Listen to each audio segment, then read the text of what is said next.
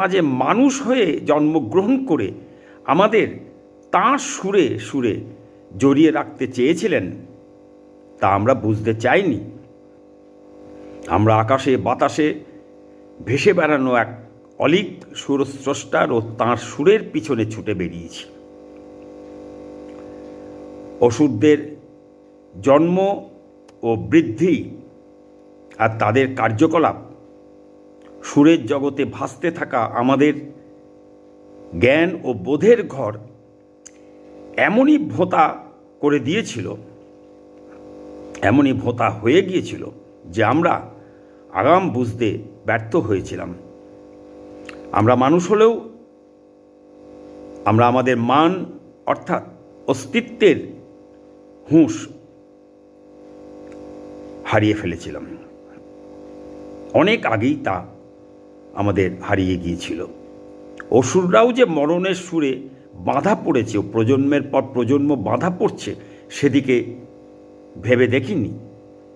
সুরের উৎসকে বাদ দিয়ে যে সুরের সাধনা, সে সাধনা ঋষি বাদ দিয়ে ঋষিবাদের উপাসনার মতন,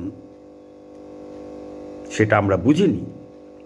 যেদিন সুর সাধনা করতে গিয়ে স্বয়ং জীবন্ত রক্ত মাংসের সুরদেবতাকে অস্বীকার করি বা গুরুত্ব দিইনি বা দিই না, সেদিন থেকে সুর আর সঙ্গীতকে প্রাণদান করে মাধুর্যপূর্ণ ও আকর্ষণীয় করে তোলে না। ফলে মানুষের মনোজগতের, মানুষের সংস্কারের পরিবর্তন হয় না। মানুষের মনোজগতের, মানুষের সংস্কারের পরিবর্তন না হলে, সুর সাধনার মধ্যে দিয়ে চরিত্র গঠন না হলে,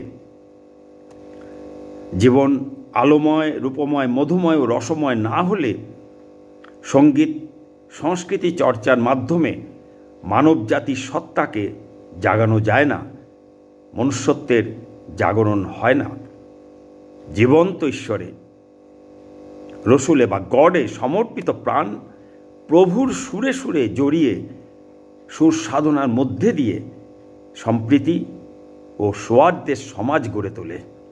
নতুবা শুধু সুর সাধনায় নিজের ও অপরের সংস্কারের পরিবর্তন হয় না। এটা আমার একান্তই ব্যক্তিগত মতামত। আপনারা যারা আমার ভিডিও দেখছেন, যারা আমার বক্তব্য শুনছেন, তারা আমার সঙ্গে একমত নাও হতে পারেন। আমার বক্তব্য আপনারা গ্রহণ করতেও পারেন, আবার বর্জনও করতে পারেন। এটা আপনাদের প্রত্যেকেরই এটা ব্যক্তিগত